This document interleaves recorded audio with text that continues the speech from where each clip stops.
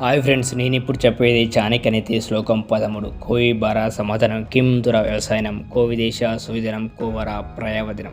ఇక్కడ చాణక్యుడు ఏమంటున్నాడంటే, ఒకటి మాట గొప్పతనాన్ని వివరిస్తూ కమ్మగా తీయగా మాట్లాడే వ్యక్తికి ఎవరు కూడా పరాయవారు కారు. తన మంచి మధుర సంభాషణతో అందరినీ ఆకట్టుకోగలడు.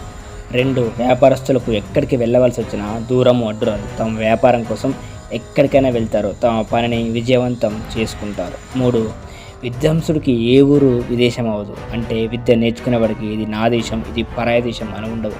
తనకున్న జ్ఞానంతో అన్ని ప్రదేశాలను తనకు అనుకూలంగా మార్చుకోగలడు. 4, సమర్థుడికి ఏ వస్తువు బరువు కాదు. ఎందుకంటే తనకున్న బల సామర్థ్యంతో ఆలోచించి ముందుకెళ్తారు కాబట్టి. ఇట్లాంటి టాపిక్స్ మరిన్ని కావాలంటే ప్లీజ్ సబ్స్క్రైబ్ మై ఛానల్.